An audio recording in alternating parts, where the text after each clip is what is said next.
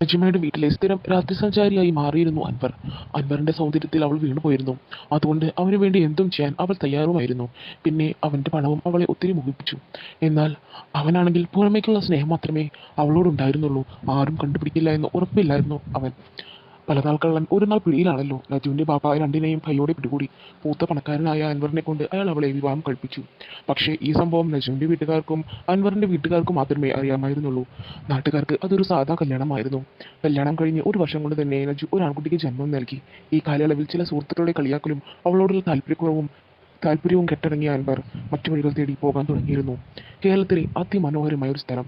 അവിടുത്തെ ഏറ്റവും വലിയ പണക്കാരനായിരുന്നു അൻവർ അലി. തന്നെക്കാൾ 3 വയസ്സ് പ്രായം കൂടുതലുള്ള നജ്മയെ പ്രേമിച്ച് വിവാഹം കഴിക്കുമ്പോൾ അവന്റെ പ്രായം 18ഉം അവൾക്ക് 21ഉം ആയിരുന്നു. വാപ്പ ഉണ്ടാക്കി വെച്ച ബിസിനസ് കാശ് എല്ലാം കൊണ്ടും സമ്പന്നൻ. ചില കൂട്ടുകാരുടെയും നാട്ടുകാരുടെയും കളിയാക്കലൊഴികെ കാരണമൊന്നുമല്ല തന്നേക്കാൾ വയസ്സ് കൂടിയ പെണ്ണിനെ കിട്ടിയതിൽ അൻവർ സുന്ദരനായിരുന്നു. വലിയ പ്രായമൊന്നും തോന്നിക്കാത്ത സുമുഖൻ. നജുമയും നല്ല സുന്ദരിയാണ്. പക്ഷേ അൻവറിനേക്കാൾ പ്രായം നോട്ടത്തിൽ നജുമയെ കണ്ടാൽ പറയും. എന്നാൽ അതുമാത്രമല്ല, അൻവറിനേക്കാൾ നീളം കൂടുതലുണ്ടായിരുന്നു നജുവിന്.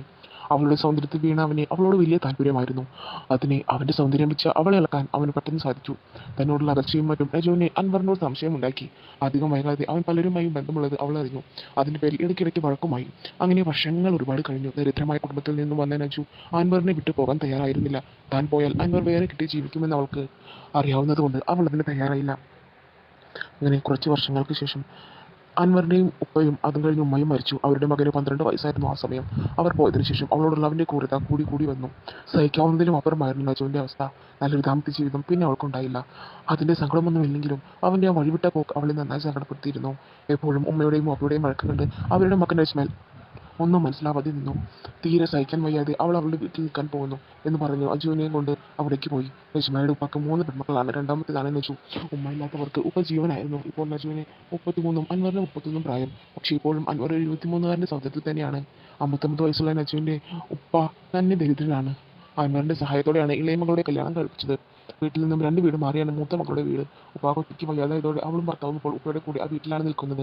അവിടുത്തെ കാര്യങ്ങളൊക്കെ ഇപ്പോൾ നോക്കുന്നത് നജുമയുടെ ഇത്തയുടെ ഭർത്താവ് സലിമാണ്. അയാൾ ഒരു മീൻ കച്ചവടക്കാരനാണ്. അവരവിടെ ഉള്ളത് കൊണ്ട് നജു വീട്ടിലേക്ക് അങ്ങനെ നിൽക്കാൻ പോകാറില്ല. അങ്ങനെ അവളുടെ പന്തിയില്ലാത്ത വരവ് കണ്ട് അയാൾക്ക് സംശയങ്ങൾ ഉളവരുത്തു. നജുവിനെ 18 വയസ്സുള്ളപ്പോഴാണ് അവരുടെ ഉമ്മ മരിക്കുന്നത്. അവൾ വീട്ടിലേക്ക് പോകാത്ത പ്രധാന കാരണം വേറൊന്നുമല്ല, അവളെയും അൻവറിനെയും കൈയോടെ പിടികൂടിയ ശേഷം അവൾ എപ്പോഴധികം സംസാരിക്കാറില്ല. ഇപ്പോഴും ആ ചമ്മൽ അവൾക്കുണ്ടായിരുന്നതാണ്. വീട്ടിലെത്തിയ അവൾ അകത്തേക്ക് കയറിപ്പോയി. കൊച്ചുമകനോട് വിശേഷം പറഞ്ഞ് അവരുടെ ഇക്ക അവിടെ ഇരുന്നു. വിശേഷങ്ങളൊക്കെ ചോദിച്ചുകൊണ്ട് ഇത്ത അവളെ അകത്തേക്ക് കൂട്ടിക്കൊണ്ട് പോയി. അതിനിടയ്ക്ക് ഇത്തയുടെ ഭർത്താവിൻ്റെ ഉമ്മക്ക് വയ്യാന്നും പറഞ്ഞുകൊണ്ട് അവർ അങ്ങോട്ട് പോയി. ഇത്തയുടെ ഭർത്താവ് കുറച്ച് ദിവസമായി അവിടെ ആയിരുന്നു. നജിമ വന്നതുകൊണ്ടാണ് അവളുടെ ഇത്ത അങ്ങോട്ട് പോയത്. എന്നാൽ തൻ്റെ പ്രശ്നങ്ങളൊന്നും നജിമ അവിടെ ആരോടും പറഞ്ഞിരുന്നില്ല. അങ്ങനെ 1-2 ദിവസങ്ങൾ കഴിഞ്ഞു. അവൾ വന്നിട്ട് ഉപ്പാക്ക് സംശയമായി. അവൾ വലിയ സംസാരമൊന്നുമില്ല. അവസാനം എന്താ കാരണമെന്നറിയാൻ അയാൾ അവളോട് ചോദിക്കാൻ തന്നെ തീരുമാനിച്ചു. ഹാളിലിരുന്ന് TV കാണുകയായിരുന്നു അജു. റഹ്മാൻ തൻ്റെ മകളുടെ അടുത്ത് എന്താണ് കാര്യമെന്നറിയാൻ പോയി. മോളെ, ഞാനിതുവരെ നിന്റെ കാര്യത്തിൽ ഇടപെട്ടിട്ടില്ല. ഇപ്പോഴെങ്കിലും ചോദിക്കാതിരുന്നാൽ അത് തെറ്റായി പോകും. വാപ്പച്ചി വേണ്ടരുത്. എൻ്റെ കാര്യത്തിൽ ഇടപെട്ടിട്ടില്ല പോലും. മോളെ, അതെ, വാപ്പച്ചി കാരണമാണ് എൻ്റെ ജീവിതം എങ്ങനെയായത്. മോളെ, നീ എന്തായി പറയുന്നത്? നിനക്ക് നല്ലൊരു ജീവിതമല്ലേ കിട്ടിയത്? നല്ലൊരു ജീവിതം? അത് ഉദ്ദേശിച്ചാണ് വാപ്പച്ചി ഞാൻ അൻവറിനെ കൊണ്ട് കെട്ടിച്ചത്. അത് മോളെ നിന്റെ ഭാവി. ഇതിന് മാത്രം ഇപ്പോൾ എന്താ പ്രശ്നം? എന്താ പ്രശ്നമില്ലാത്തത്? ഞാൻ ഗർഭിണിയാവുന്നത് വരെ നല്ല ജീവിതമായിരുന്നു. പിന്നെ അയാൾക്ക് ആരുമില്ലാത്തപ്പോൾ അയാളുടെ ആവശ്യം നിറവേറ്റി പോകാനുള്ള ഒരു ഉപകരണം. എന്താ നീ പറയുന്നത്? അയാൾക്ക് ഒരുപാട് പേരുമായി ബന്ധമുണ്ട്. ഇപ്പോൾ എൻ്റെ കൺമുന്നിൽ വെച്ച് മായി അതൊക്കെ തുടങ്ങി.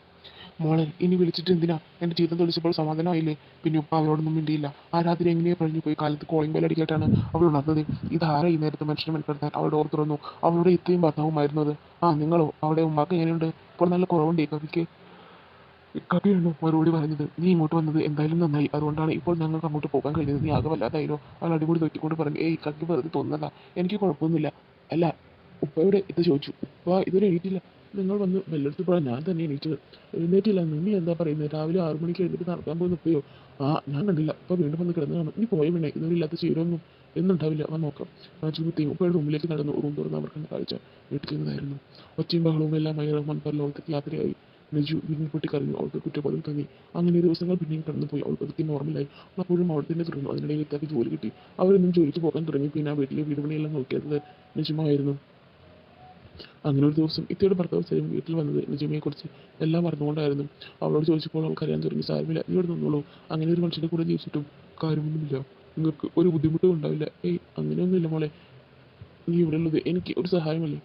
കച്ചവടം കഴിഞ്ഞ് വരുമ്പോൾ വീട്ടിൽ ഭക്ഷണം കൊടുക്കാൻ ഒരാളില്ലല്ലോ എന്നുള്ള വിഷമത്തിലായിരുന്നു ഞാൻ. ഇനിയിപ്പോൾ നീ ഉണ്ടല്ലോ കക്കയുടെ കാര്യങ്ങൾ നീ നോക്കിക്കോളുമെന്ന് എനിക്കറിയാം. എനിക്ക് സമാധാനമായി പോവുകയും ചെയ്യാം.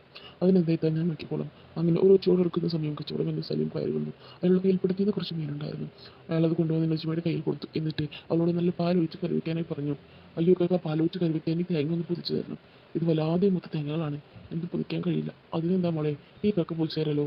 എൻ്റെ മേൽ ആദ്യം ആയിരിക്കുക, ഞാനൊന്ന് കുളിച്ച് വരാം. അപ്പോഴേക്കും നീ ഇതൊന്ന് വെട്ടി ശരിയാക്കി വെക്ക്. അത് കഴിഞ്ഞ് ഞാൻ ഒന്ന് പൊതിച്ച് തരാം പോരെ. അത് മതിക്ക. അങ്ങനെ അയാൾ കുളിച്ചു വന്നു. അവൾ മീനൊക്കെ വെട്ടിയെടുപ്പത്ത് വെച്ച് കാത്തിരിക്കുകയായിരുന്നു. സലീം ആ തേങ്ങ എടുത്ത പാര കൊണ്ട് പൊതിച്ചു കൊടുത്തു. പിന്നെ അതൊരു ചതിലെ വെള്ളമാണ് തന്നെ കുടിച്ചു. ഓ നല്ല മധുരം, അയാൾ പറഞ്ഞു. ഇവിടുത്തെ തേങ്ങയ്ക്ക് ഇത്ര രുചി എനിക്ക് ഇതുവരെ കിട്ടിയിട്ടില്ല. ശേഷം അയാൾ തന്നെ ആ പാൽ പിഴിഞ്ഞ് കൊടുക്കുകയും ചെയ്തു. അവളത് കറിവിച്ച് അയാൾക്ക് വിളമ്പി കൊടുത്തു. ഇത്രയും രുചിയേറിയ ഒരു പരൽ മീൻ കറി അയാൾ ആദ്യമായാണ് കഴിക്കുന്നത്. അങ്ങനെ മിക്ക ദിവസങ്ങളിലും അയാൾ ആ പിടയ്ക്കുന്ന മീനിനെ കറിവയ്ക്കാൻ തുടങ്ങി. അവൾക്കും പണിയെടുക്കാൻ ഒട്ടും ഇഷ്ടക്കുറവുണ്ടായിരുന്നില്ല. സമീറല്ലാത്തത് കൊണ്ട് സലീമിന് വേണ്ട കാര്യങ്ങളെല്ലാം നജീമ കണ്ടറിഞ്ഞ് ചെയ്തു കൊടുത്തു. അപ്പോൾ നജീമയ്ക്ക് വേണ്ട കാര്യങ്ങളും സലീം ചെയ്തു കൊടുക്കാൻ പറഞ്ഞിരുന്നില്ല. സമീറയ്ക്കും ഇഷ്ടക്കുറവൊന്നും ഉണ്ടായിരുന്നില്ല. ജോലി കഴിഞ്ഞ് വന്നു കഴിഞ്ഞാൽ തനിക്ക് പണിയൊന്നും ചെയ്യണ്ടല്ലോ എന്ന് സമാധാനമായിരുന്നു അവൾക്ക്. അങ്ങനെ വീട്ടിൽ വളരെ സന്തോഷത്തോടെ നജീമയും മോനും ജീവിച്ചു പോന്നു. ഒരു ദുഃഖവും അവൾക്ക് പിന്നെ അവിടെ ഉണ്ടായിട്ടില്ല.